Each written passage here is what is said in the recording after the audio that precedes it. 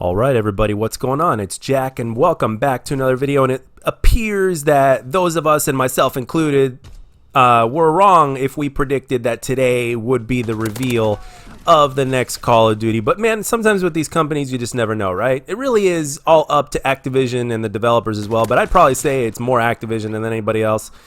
And supposedly, the Treyarch, there's some campaign footage leak from Black Ops 4 that definitely is proof that they were at least at one point working on a campaign for Black Ops 4. Now, a lot of people are saying that Treyarch lied and all this and that, and I am here to tell you guys that I honestly really don't care, and I will actually go as far as to say that I actually don't blame Treyarch. And would you guys like to know why? I'll tell you. Because Activision has their nose so deep in pretty much everything that the developers do, even from a development standpoint. I mean, we all know now in Call of Duty Modern Warfare that basically skill-based matchmaking is really something that wasn't even up to Infinity Ward in the first place. It was actually Activision. And thanks to my boy, Michael Condrey, who, by the way, tweeted at me. I tweeted at him, and he actually tweeted at me, and I'm going to put the tweet up here on the screen in a minute. And I think you guys are going to laugh your asses off. I found it hilarious. But my boy Condrey, you know when my boy Condrey was actually in charge in Call of Duty World War II, and the community gave a lot of shit to him for decisions that he made or whatnot, right? Well, here's the thing. My boy Condrey handled it like a beast, man, compared to what we've seen before or whatnot, right? Or the fact that he at least handled it, which is a hell of a lot more than what I could say for Ashton or whatnot. But at the same time, you know what? I don't even think I could blame her. Being the community manager or whatnot and barely saying anything. You know why? I'll tell you why. Because number one, that might have not been her position in the first place. She's just not good at it because it's not what she does by default. And number two, again, Activision. Now, I know that the community was very passionate about the lack of campaign when it comes to Black Ops 4 multiplayer. As a matter of fact, I used to work with a gentleman when I used to work over at a gym. At the YMCA at one point for a very short period of time. I worked along this gentleman who's a personal trainer, and if you see this video, shout out to you, my friend. I hope you're doing okay during this time. I hope everything is good with you. But the thing is, like, he is a very casual player. Now, he loves zombies. He absolutely loves zombies. But one of the things that really made the difference for him in Call of Duty, even though he loves the hell out of zombies, one of the things that really kind of upset him, so to speak, or was like a letdown, was the fact that there was a campaign. And the casual community really has a love for the campaign, and we always got to look at things from multiple sides, right? But the thing is this: so according to a new leak by somebody out there, that they're basically they showed, what was it, alpha footage or whatever of campaign gameplay. So now, like, everybody's making a big deal out of it, and they're saying that Treyarch lied to us, because I've heard two versions of this story myself. Okay, the first version I heard is that they originally did have a campaign and they were forced to scrap it, and then I've heard another saying that campaign basically never really existed in the first place. So obviously that's a lie, according to this new footage that just got leaked or whatnot, alpha footage of campaign. But the thing is that at this point, I really don't care, and I'll tell you why. And it's not because of campaign and because I'm a multiplayer guy. I know that most of you guys that watch my channel are multiplayer people, but at the same time, I like to think that there's at least a percentage of you guys that absolutely love campaign or wouldn't mind giving campaign a shot, right? But for the most part, the campaign is loved by the casual audience for the most part. And the thing is, the casual audience, one way or another, those are the guys that are actually the biggest portion of the Call of Duty community, and it really did suck for them that there was no campaign. And even Vonderhaar himself, was asked about that with an interview in IGN. It was like a rapid fire interview, and he put his hands up, showing love to the people, like, I'm sorry there's no campaign, but we love you or whatnot. But the thing is this: I'm not even mad at Treyarch, and as a matter of fact, as of right now, I am going to continue to not be mad at developers, because again, Activision can go however deep they want. that's what she said. But the thing is, Activision can go as deep as they want. They could, for whatever reason, if they don't trust a developer full on, they can get a part of their team to say, okay, you're going to incorporate this, or you know what, we'll incorporate it for you. Just like pretty much what they did with Infinity Ward and skill-based matchmaking. And like I said, my boy Condrey basically confirmed that skill-based matchmaking, microtransactions, and all that shit is actually not up to the developers. Even if you look at what Black Ops 3, Black Ops 3 took a lot of shit, and rightfully so, for the microtransaction system, because it really almost killed the game, to be honest. And for a lot of people, it did kill the game, but the game itself was so good, except for the campaign. A lot of people didn't like the campaign, but at least there was a campaign. But Modern Warfare 3 in terms of multiplayer and in terms of zombies as well, from what I'm hearing as of lately, was really, really, really solid. So a lot of people really liked it, and a lot of people consider that their favorite jetpack advanced movement Call of Duty, right? But the microtransaction system, if you look at it, it's like it definitely seems like that is something that Activision had their hand into. Again, even if the Activision themselves didn't develop it, I'm pretty sure they told Treyarch, hey, you guys are going to make money because you're Treyarch, so let's put a bullshit microtransaction system in there. And let me show you Condry's tweet. This is going to make you guys laugh. I'm sure some of you guys have been looking forward to this for the last couple minutes, and I've been blue-balling you guys pretty much the way they've been blue-balling us with the lack of reveal for the next Call of Duty, which hopefully we'll get maybe today or maybe sometime this week. If not, hopefully early next month. But anyway, here is the tweet. So Michael Condry said, Columbus discovered America in less days than we've been in quarantine, and all I can think about is if I have enough tequila in the house to survive Memorial Day sip weekend. And I basically replied to that tweet after I saw it. I said, just invite Glenn Schofield over. I'm sure he may bring some. Now, Glenn Schofield actually follows me on Twitter, so I haven't gotten a response from Glenn Schofield. There was no response to this tweet by Glenn, but I'm sure he was probably laughing like I was. But and then Condry replied to me, last time I invited him over, he insisted on skinny dipping in the pool, and I don't even have a pool. And my response to that obviously was laughing my fucking ass off.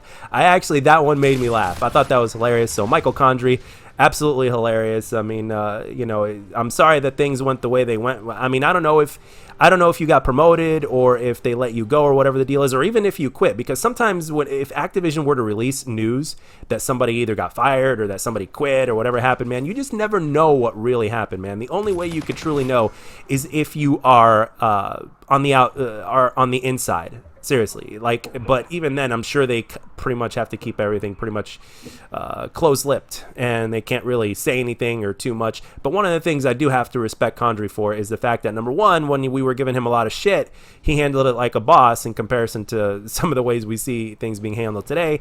And of course, number two, at least he was being real with us and saying, hey, exposing Activision's bullshit. So the thing is, from now on, I will do my absolute best to not even be mad at Call of Duty developers anymore, whether it's because I disagree with their development decisions, gameplay decisions or whatnot, or even like with the skill-based matchmaking. I won't be mad at the devs, because thanks to Condry, he basically let it be known that basically, hey, it's not all the developers' fault. It's also it's Activision, man. We work for the publisher, they pay us, and once they say something or one of them says something, there really is nothing we can do. I mean, that's basically the translation of the tweet if you think about it. So it's like, hey, it's not all us. Don't blame. See, the thing is, the developers, I will say this though, looking at it from both sides of the field, I will say this. The developers do take a lot of shit, and a lot of times when they do take shit, it is at the same time, it is deserved whenever we give a developer shit, but at the same time, with Call of Duty, and because Activision has so much control, and because Activision does so many things behind the scenes that basically make them the invisible attacker, so to speak, right, of the Call of Duty community,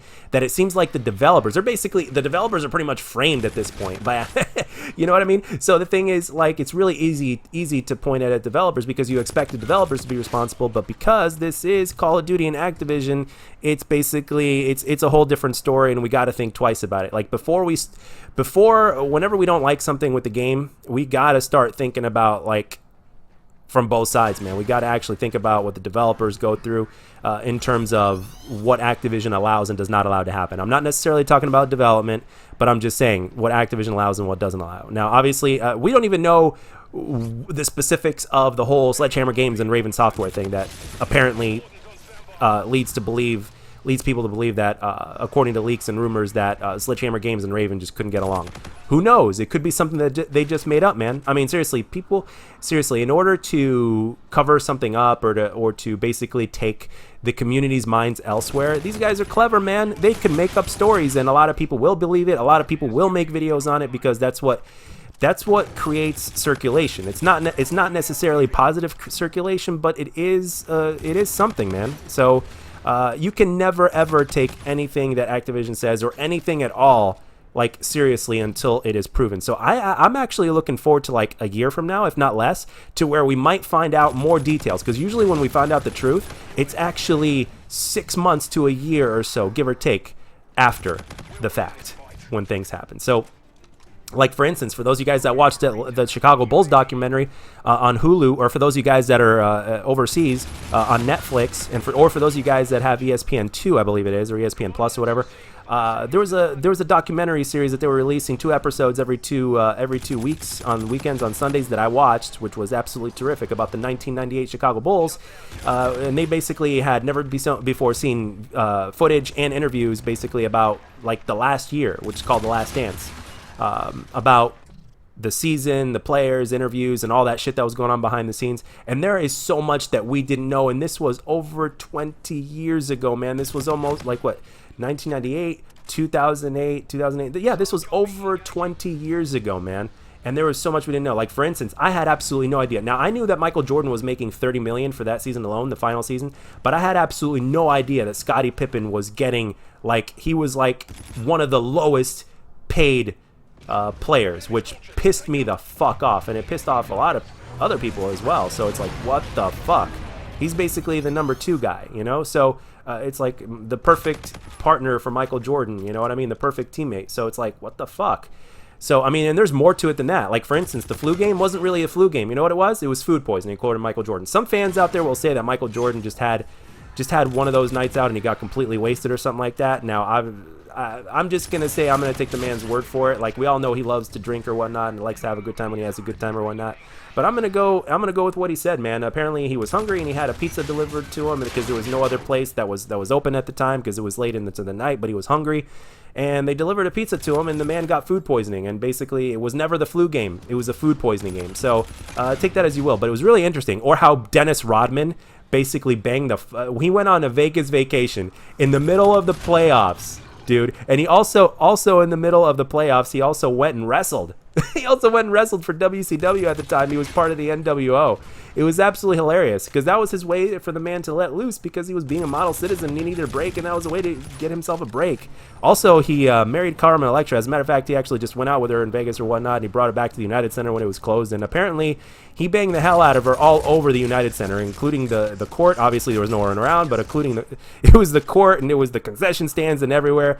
Man, Dennis Rodman had lived a very interesting life, man. So for those of you guys that hadn't seen that, and those of you guys that are basketball fans, and trust me, man, The Last Dance is something you definitely want to see, especially if you're interested in Michael Jordan and the Bulls era. And there's a few things about other players as well that you find out.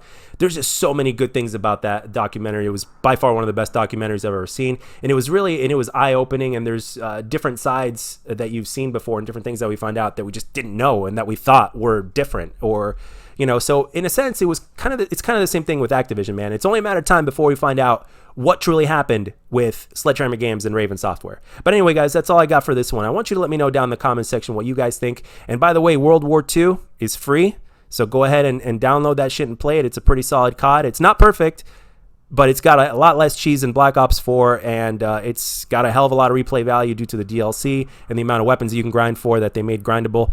So yeah, that's all I got for this one, guys. Let me know down in the comment section. I hope you enjoyed this gameplay and this commentary, and hopefully we get a reveal today, if not this week. And as always, if you enjoyed this video, let me know, and if you didn't, let me know what I can do to make my videos better, and I'll catch you guys on the next one.